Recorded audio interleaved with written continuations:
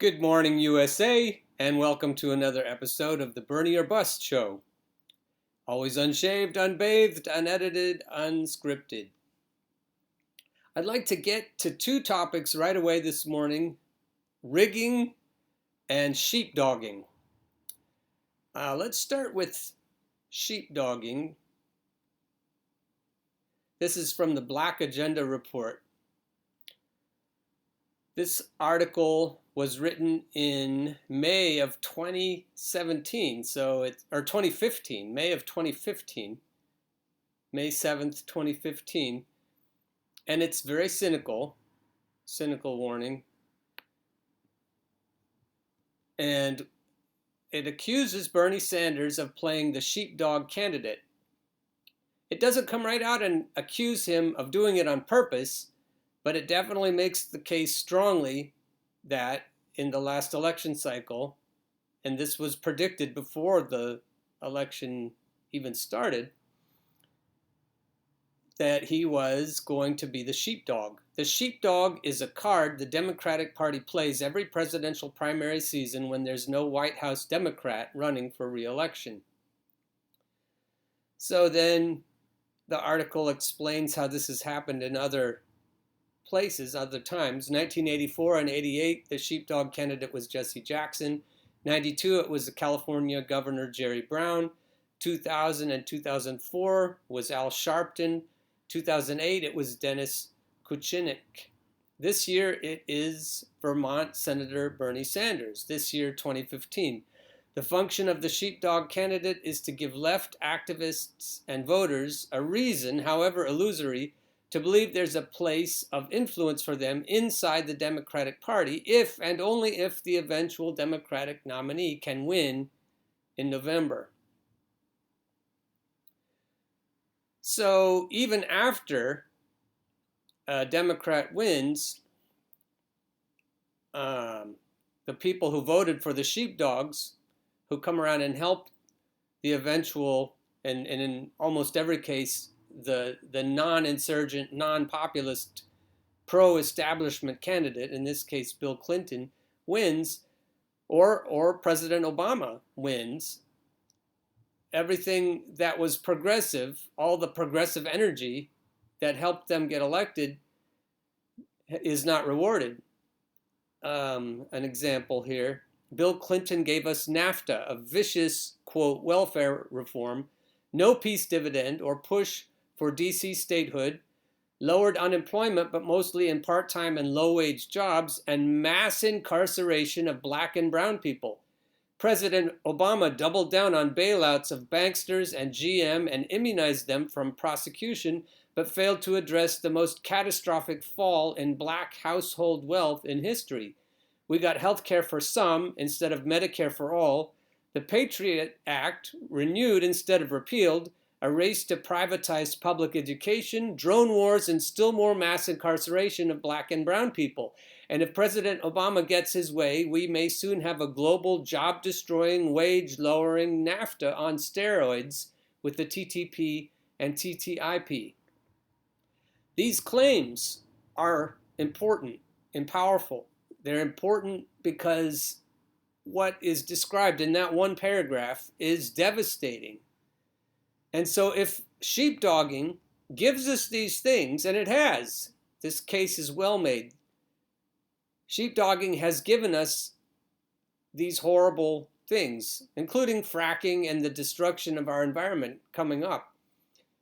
So if sheepdogging is real, whether intended or not, by the people that are the sheepdogs, we need to do something to keep it from happening again. We can't keep doing the bait and switch routine. So that's where Bernie or Bust comes in. If enough of us pledge, we're trying to get to 50,000, we're over 47,000. If we get enough people to pledge, we can take this intentional strategy of the DNC and turn it around. We can say, all right, you're bringing our energy in, and then you expect to sheepdog us towards the anointed candidate, whoever that turns out to be. it's looking more and more like Elizabeth Warren is the one we're being shepherded towards. If we don't want that to happen, whether Bernie approves or not, whether anyone that we would like to elect approves or not, that's not up to them. That's up to us. That's up to our movement, the Bernie or Bust movement, and other more radical progressive movements. We can come in from the left and we can force the issue. We don't have to get pitchforks. We don't even have to do crippling job strikes, job actions. What we can do is say to the middle of the left and the right side of the left, we can say we will not be shepherded anymore. Bernie or Bust is a strategy to keep that from happening. As regarding rigging, there are two kinds of rigging I'd like to mention. Dean Baker's new book, Rigged, I alluded to it yesterday, how globalization and the rules of the modern economy were structured to make the rich richer. So the people who made these rules of the modern economy on purpose to move the money from workers up to the fat cats at the top, this rigging is done by the same people who have been rigging elections. Nico House, I put this in the rap sheet this morning, already told us about the intentions in California to purge voter rolls of people who recently switched to Democrat from Independent, which obviously is aimed at Bernie voters. But he's also talking about how they're rigging the Iowa caucuses to allow people to phone in their votes to make them, quote, more inclusive, more fair. What they don't like about caucuses, Nevada and Arizona and other places that have caucuses, New Hampshire, what they don't like is that Bernie does well in those. They weren't worried about, the DNC, that is, wasn't worried about any problems with caucuses until they realized that they favor Bernie. And so now they're trying to allow people to phone in. It's blatant. It's obvious. It's an intention on the part of the DNC and Tom Perez to rig the elections. Every time I think about Tom Perez and see his picture, I think about my little, just look. Look at Tom's face. Look at this face. Brothers from another mother. And that guy is a mother. He is trying to rig things in Iowa. He's trying to rig things to keep out any kind of progressive movement. So we've got all kinds of rigging happening, both the economy and the voting process. If that doesn't eventually lead to blood in the streets, I don't know what will. If you are interested in more written thoughts, as I actually prefer reading articles to watching videos, and if you're like me, I have an account on Medium. If you go to my account at Alan Kit Howell, then you can see some of the things I'm saying on there. The underlying assumption is that liberals have been less bigoted than conservatives over the years.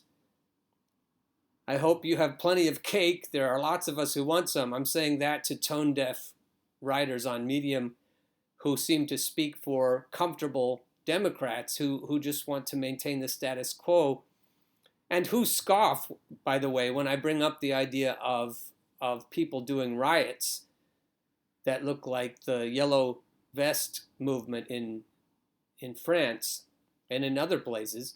Massive job strikes by truckers in Venezuela and Brazil and other true insurgent revolutionary activities. I've had a conversation where, let me show you the hand motion. I got that right in my face at a recent family gathering where I talked about yellow vest, I talked about strikes, I talked about Molotov cocktails in the streets. I talked about police barricades. I said, that's coming if we don't figure out how to unrig our economy. And I got this hand thing. Oh yeah, right. That's not going to happen.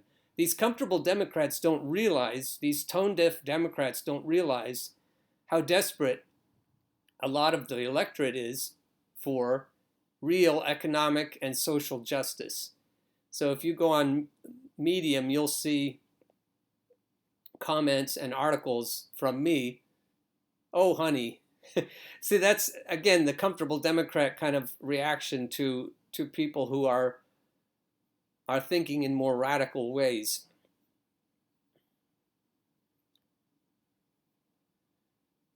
Here is another plug for the pledge. This is on Medium.